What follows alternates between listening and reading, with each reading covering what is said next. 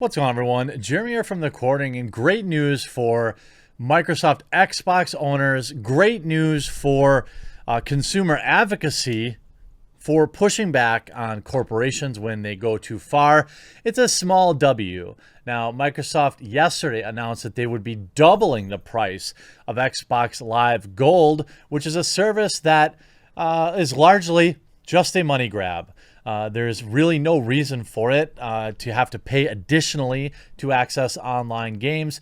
The biggest gripe, and rightfully so, was that people would have to pay $120 a year for the right, or privilege, I should say, of playing free-to-play games like Fortnite, Warzone, and Apex Legends, but play it on an Xbox.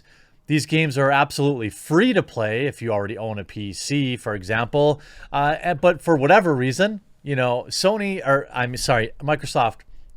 figured that they could charge for it. Probably because they could. That's a big motivating factor behind a lot of these spurious charges and stuff like that. It's like, you remember how you used to do, you used to get money off if you did like e-pays and stuff like that. Now companies are trying to charge convenience fees if you want to play online. It's all a scam, right? It's all ridiculous. But the community rose up yesterday and pushed back against Xbox and did so strongly. Not only did they reverse the price increase, but they now removed the requirement for Xbox Gold to play these free games. And look, yeah, I know the title will probably be like, instant regret, Microsoft pwned. You got to give them credit. You got, credit where credit is due. In a world where Activision makes $1 billion and lays off 800 employees, you've got to take your small wins when you can get them. Xbox tweeting out, today was not great. We always try to do our best for you, and we missed the mark. We hear you. We're reversing the Xbox Live Gold pricing updates to bring Xbox Live more in line with how we see player at the center of the experience. We will be removing the gold requirements for free-to-play games. We're starting work on that immediately, and we'll have updates in the coming months. Now, ultimately, that's great. You see, this is why Microsoft is light years better than Sony. Would Sony have listened to their customers and reversed their decisions? I'd bet every dollar I've got that they wouldn't. I don't know about that.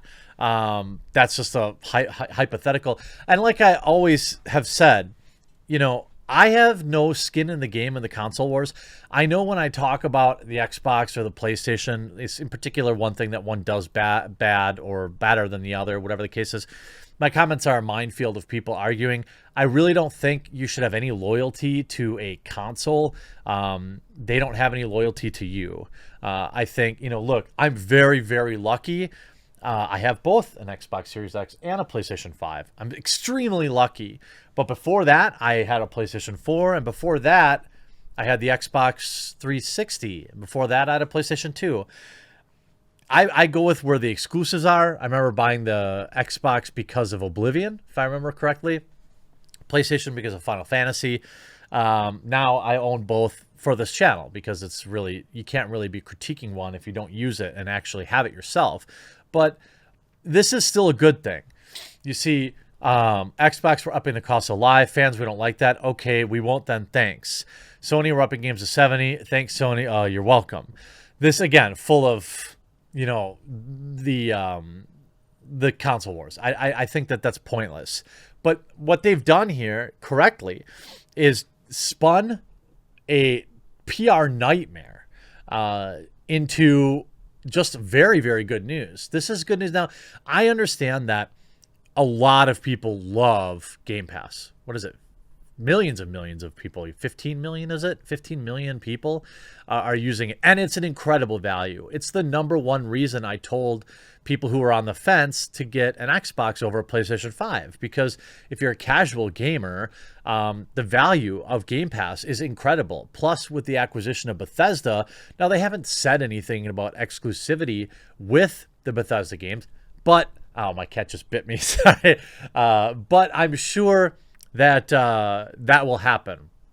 Sorry, my cat is laying here on my desk and being cute. but also she's kind of a spicy turd sometimes.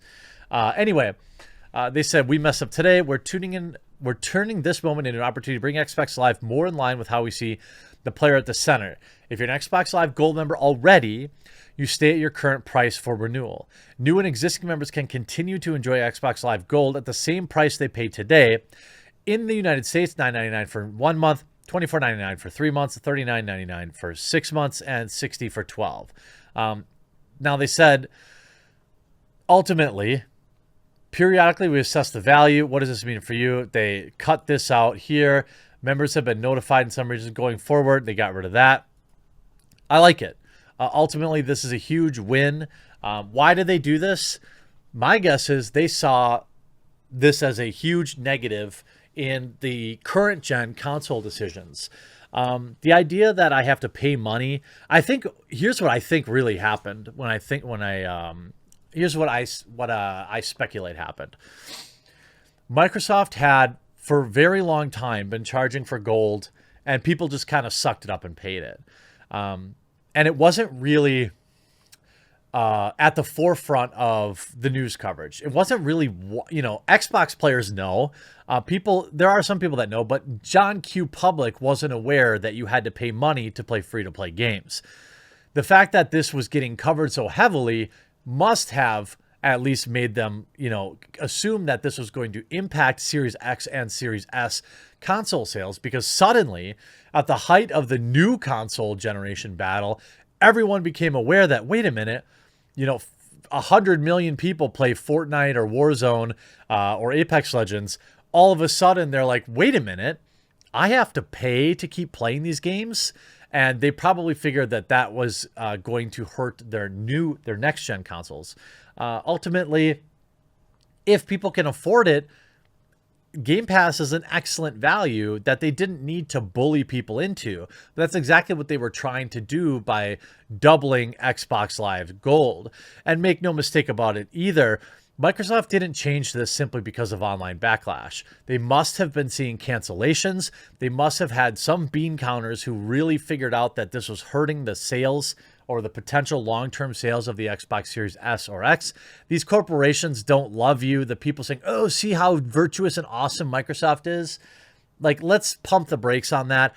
They still did it in the first place. And if you hadn't raised a huge uproar about it, they would have continued to do it. So yes, I'm very thankful that they reversed this, especially for the millions of people on Xbox Live Gold, especially now that free-to-play games are actually not required. They're probably going to see some cancellations of Xbox Live Gold.